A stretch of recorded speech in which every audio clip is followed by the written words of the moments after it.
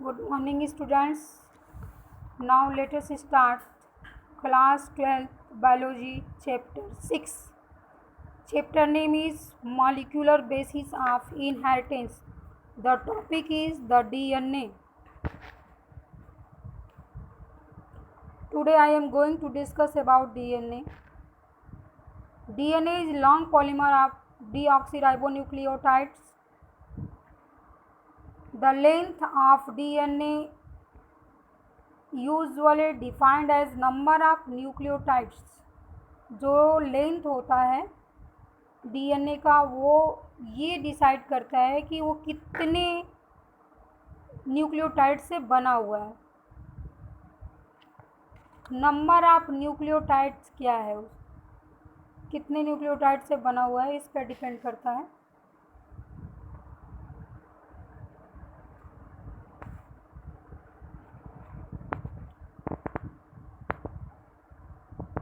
या ये कह सकते हैं कि a pair of nucleotide refer to base pairs present in it. Base pairs के बारे में हम आगे डिस्कस करेंगे. कितने बेस पेयर प्रेजेंट हैं उस पर डिपेंड करता है. This is also the characteristic of an organisms. For example, bacteriophage known as 5174 has 5386 न्यूक्लियोटाइड्स. इसका एग्जाम्पल हम गुड एग्जाम्पल जो है बैक्टीरियोफेज का है. इसमें इसको हम लोग एक और नाम से जानते हैं 5174 और इसमें जो न्यूक्लियोटाइड्स की संख्या होती है वो 5386 न्यूक्लियोटाइड्स होते हैं. Bacteriophage lambda has 48,502 base pairs. Base pair को शार्ट में बीपी के द्वारा लिखते हैं. ना इस्चेरिचिया कोलाई में कितने बेस पेयर होते हैं 4.6 into 10 का power 6 base pair. And haploid contents of human DNA. Humans के डीएनए में जो हैप्लॉइड नंबर होता है वो कितना होता है 3.3 into 10 का power 9 base pair. Let us discuss the structure of such long polymers. अब जो है हम डिस्कस करेंगे कि ऐसे लंबे पॉलीमर्स के कैसे स्ट्रक्चर्स होते हैं. Let us use the chemical structure of polynucleotide chain DNA or RNA. Nucleotide has 3 components. Nucleotides के पास 3 कंपोनेंट्स होते हैं. Nitrogenous base, first component is nitrogenous base, second is pentose sugar and third ribose in case of RNA. अगर जो sugar के स्थान पे ribose होगा अगर आरएनए है. और अगर डीएनए के बारे में हम लोग डिस्कस करेंगे तो वहाँ पे क्या होगा डीऑक्सीराइबोज न्यूक्लिक एसिड होगा. आफ्टर दिस फॉस्फेट ग्रुप होगा. तो इस तरीके से हम देखते हैं कि अगर एक पॉलीन्यूक्लियोटाइड के बारे में हम लोग डिस्कस करते हैं तो उसमें क्या क्या चीज़ें पाई जाती हैं. सबसे पहले जो होगा फर्स्ट नंबर पे वो क्या होगा फर्स्ट नंबर पे जो है होगा बेस पेयर. सेकेंड नंबर पे क्या होगा पेंटोज शुगर में जो है कि आपका क्या हो जाएगा पेंटोज शुगर में जो है आपका राइबोज हो जाएगा. आरएनए के केस में डीएनए के केस में डीऑक्सीराइबोज शुगर होगा. और थर्ड फॉस्फेट ग्रुप. तो इन तीनों चीज़ों से मिलके जो है कोई भी न्यूक्लियोटाइड जो है बना होता है. There are 2 types of nitrogenous base purine. और नाइट्रोजनस बेस की अगर हम बात करते हैं अब यहाँ पे इसको हम अलग अलग डिस्कस करेंगे. फर्स्ट में नाइट्रोजनस बेस है, सेकेंड में जो है पेंटोज शुगर है और थर्ड में जो है वो फॉस्फेट ग्रुप है. तो सबसे पहले हम लोग देखते हैं कि नाइट्रोजनस बेस क्या होता है.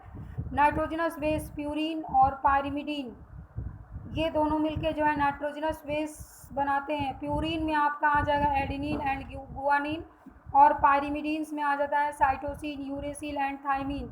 And cytosine is common for both DNA RNA and thymine is present DNA. Thymine जो है केवल डीएनए में ही प्रेजेंट होता है. ये आप लोग एकदम क्लियरली इसको अंडरस्टैंड कर लीजिएगा कि थाइमिन जो है किस में होता है DNA. Uracil is present in RNA at the place of thymine. Uracil जो प्रेजेंट होता है वो आरएनए में होता है, किसकी जगह पे? थायमीन की जगह पे। यानी कि सपोज कर लीजिए अगर आपको स्ट्रक्चर्स लिखने को कहा जाए तो आप अगर यूरेसिल अगर आरएनए के बारे में पूछता है तो टी के जगह पे क्या लिखेंगे? यू लिखेंगे।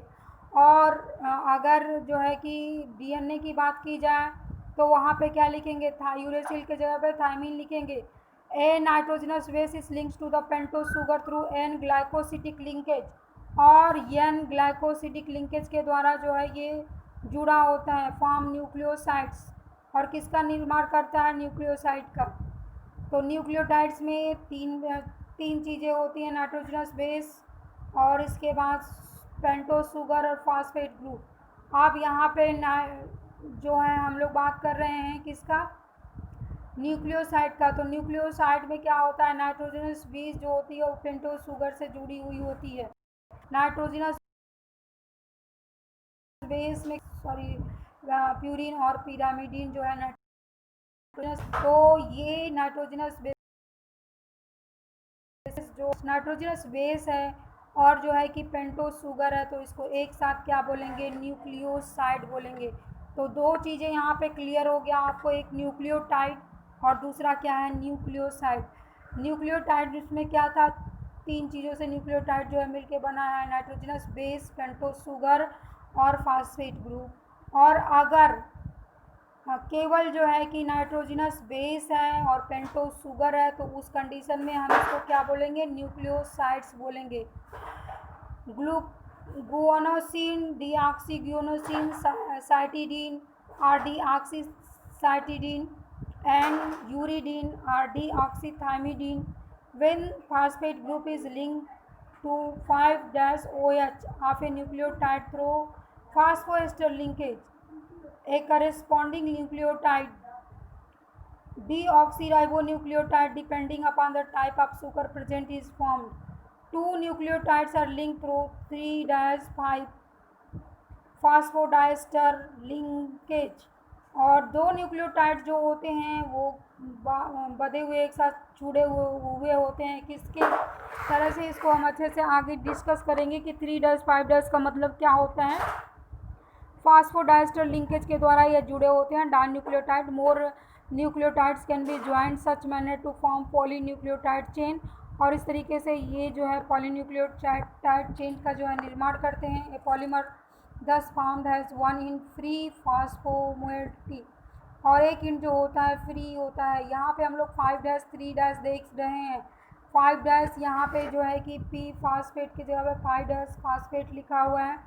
आफ्टर दिस 3- लिखा हुआ है हाइड्रोक्सिल, OH लिखा हुआ है यहाँ पे OH हाइड्रोक्सिल ग्रुप। तो जो इसका अगर ये पॉलीन्यूक्लियोटाइड चेन है, अगर इससे जो है कि डीएनए का निर्माण होगा तो 5- की तरफ क्या हो जाएगा? 3- हो जाएगा। अपोजिट बनता है, यहाँ पे क्या हो जाएगा? 3- और यहाँ पे क्या हो जाएगा? 5- कब होगा? जब इसका सिंथेसिस होगा, नई कोई चेन बनेगी तब अपोजिट हो जाएगा इसका।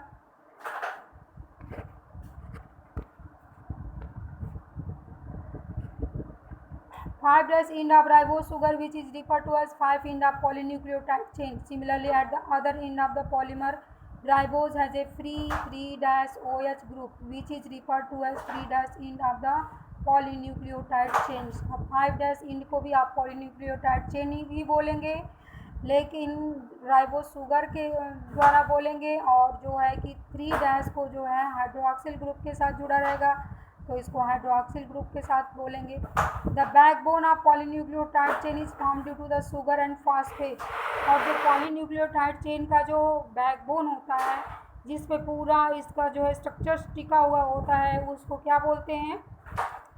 वो किससे बनता है? शुगर से और phosphate. Nitrogenous base link to the sugar moiety project from the backbone, और इसके साथ साथ नाइट्रोजनस बेसिस भी जो है लिंक्ड होते हैं।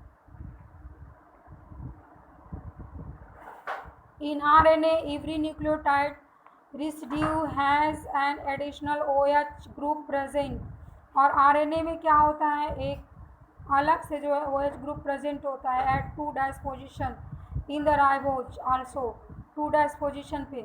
इन RNA the uracil is found at the place of thymine. इसमें जो आपको क्लियर करना है वो ये करना है कि आरएनए जो है किसकी जगह पे होता है, थायमिन की जगह पे। Methyl uracil another chemical name are thymine, और इसका पूरा दूसरा नाम क्या है, methyl uracil.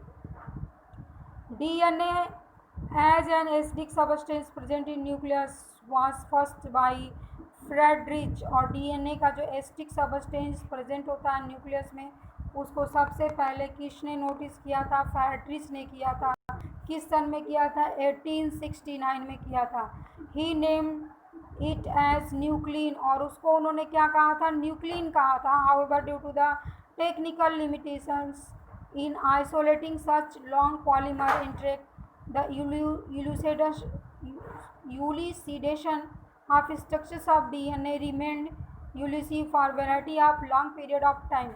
It was only in 1953 that James Watson Francis Crick, based on X-ray diffraction data produced by Murray Wilkins and Rosalind Franklin, proposed very simple but famous double helix model. और इतने सारे scientist ने मिलकर जो है इसका double helix model को जो है क्या किया था, हाँ, प्रपोज किया था। तो अब इसके आगे हम लोग इसका डीएनए का डबल हेलिकल मॉडल देखेंगे। One of the hallmarks of their position in the two strands of polynucleotide chain, base में पेयरिंग होती है। However this positions was also based on the observation Erwin Chargaff that a double stranded DNA. The ratio between adenine and thymine and guanine and cytosine constant and equals 1. Adenine, thymine और guanine cytosine का जो ratio होता है वो क्या होता है, equal होता है।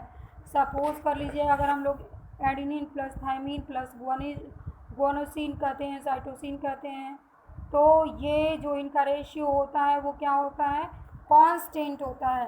The base pair confers its very unique property to polynucleotide chains that are said to be complementary to each other, and therefore if the sequence of bases in one strand is known then the sequence of other strands can be predicted। अगर एक sequence आपको मालूम है तो दूसरे पे क्या होगा वो हम लोग पता कर सकते हैं।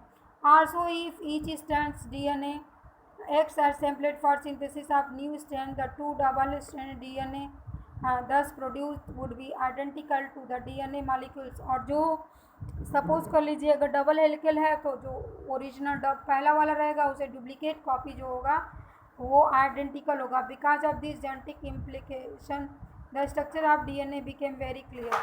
अब स्ट्रक्चर्स ऑफ डीएनए के बारे में हम लोग पढ़ेंगे कि क्या होता है, कैसे होता है। वैसे एक्चुअली में होता क्या है, हम थोड़ा सा यहाँ पे आपको समझाने की कोशिश कर रहे हैं, इसको आप लोग अंडरस्टैंड करिएगा। यहाँ पे जो है डबल हेलिकल मॉडल जो होता है इस तरीके से यूं बेस पेयर्स लगे हुए होते हैं। आगे है ये, यहाँ पे सपोज कर लीजिए ए लगा हुआ है, एडिनिन लगा हुआ है, यहाँ पे थायमिन लगा हुआ है। तो ए की जो पेयरिंग होगी वो जी से और टी की जो पेयरिंग होगी वो किससे होगी, सी से। एडिनिन, गुआनिन, साइटोसिन और थायमिन होता है। तो इस तरीके से पेयरिंग होती है, इसी को हम लोग क्या बोलते हैं, बेस पेयर बोलते हैं। और ये डबल हेलिक्स होता है। अगर सपोज कर लीजिए ये 3' है तो इधर, अगर ये 3' है तो इसके इस साइड में जो है क्या हो जाएगा, 5' हो जाएगा। और ये अगर ये 5' है तो ये वाला जो स्टैंड होगा वो क्या हो जाएगा, 3' का होगा। और ये वाला जो है वो क्या होगा, 5' का होगा। इसको हम और फिर से समझाएंगे, पहले इतना ही आप समझने की कोशिश करिए। It is made by two polynucleotide chain where backbone is constituted by sugar phosphate and the base project inside। Base जो है ये जो बार बार कह रहा है कि पॉलीन्यूक्लियोटाइड चेन होता है। पॉलीन्यूक्लियोटाइड चेन में हमने डिस्कस किया है क्या क्या होता है। पॉलीन्यूक्लियोटाइड चेन में जो है सबसे पहले हमने क्या बताया था कि क्या होता है उसमें,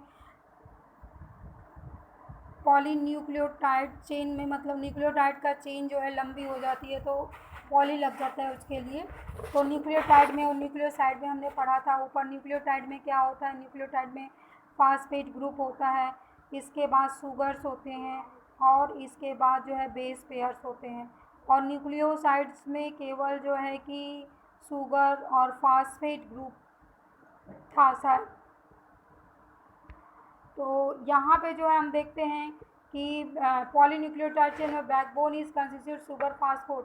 तो इसकी बैकबोन किसको कह रहा है, बार बार बैकबोन कह रहा है, तो बैकबोन मतलब जो ये हेलिक्स हम लोग बनाएंगे, ये हेलिक्स यूं डीएनए का जो हेलिक्स बनाएंगे, तो ये हेलिक्स जो है उसकी क्या कहलाएगी, बैकबोन कहलाएगी। इस पे जो है बेस पेयर लगे हुए होते हैं, तो ये बैकबोन हो गया आपका। सपोज कर लीजिए अगर ये 5 डैश है तो ये 3 डैश होगा, और ये 3 डैश होगा तो ये 5, ये जो है कि 5 डैश होगा। तो इस तरीके से इसको हम लोग बैकबोन बोलेंगे। और बेस पेयर की बात करते हैं तो बेस पेयर यहाँ लगा हुआ होगा। The two chains have anti-parallel polarity. It means one chain has polarity 5 dash 3 dash, the other is 3 dash 5 dash. It is clear हो गया होगा ये आपको। The base in two strands are paired through the hydrogen bond, और इसमें जो bonding होती है वो कौन सी बॉन्डिंग होती है, hydrogen bond, farming base pair. और ये बेस पेयर्स बनाते हैं। Adenine form 2 hydrogen bonds with thymine. अभी हमने इसको बताया था कि जब भी एक ही जो पेयरिंग होगी वो किससे होती है, टी से होती है। और इसमें बॉन्ड जो होते हैं वो डबल होंगे, और ये डबल बॉन्ड कौन से होंगे, हाइड्रोजन बॉन्ड होते हैं। इसी तरह से from opposite systems vice versa, similarly guanine and cytosine with 3 H bonds. अगर हम गुआनिन और साइटोसिन की बात करते हैं, अगर G है और C है, तो इसमें जो हाइड्रोजन बॉन्ड होंगे वो 3 हाइड्रोजन बॉन्ड होते हैं। Always purine comes opposite to pyrimidine. और प्यूरिन, जैसे हमने इससे पहले पूरी प्यूरिन के बारे में और पायरिमिडीन के बारे में पढ़ा है, कौन कौन से बेस पेयर जो प्यूरिन में आते हैं और कौन कौन से बेस पेयर जो है कि पायरिमिडीन में आते हैं। तो हमेशा जो पेयरिंग होती है वो प्यूरिन की किससे होगी, अगर प्यूरिन की हम बात करते हैं तो प्यूरिन की पेयरिंग जो होती है हमेशा पायरिडीन से होती है। उसी तरह से अगर ए है तो उसकी पेयरिंग जो होगी टी से होगी, और इसमें जो बॉन्ड होगा वो क्या होगा, डबल हाइड्रोजन बॉन्ड होगा। इसी तरीके से अगर हम जी की बात करते हैं तो गुआनिन की जो पेयरिंग होगी वो साइटोसिन से होगी, लेकिन इसमें जो है कि ट्रिपल हाइड्रोजन बॉन्ड होता है। Thus the generate approximately uniform distance between the two strands of the helix, और इसी की वजह से जो है इनका डिस्टेंस जो है मेंटेन रहता है। The two chain are coiled in right-handed fashions। आप दोनों चेन जो होती है क्वाइल्ड होती हैं, कैसे क्वाइल्ड होती हैं, राइट हैंडेड फैशन में क्वाइल्ड होती हैं। द हेलिक्स इज 3.4 नैनोमीटर जो है कि एंड देयर आर रफली 10 बेस पेयर इन ईच। और जो हेलिक्स जो बनता है, जो पीच बनता है, वो कितने का होता है, 3.4 नैनोमीटर का। अगर सपोज कर लीजिए हम यहाँ पर डीएनए का हेलिक्स बनाते हैं इस तरीके से, तो राइट हैंडेड ये होगा हमेशा।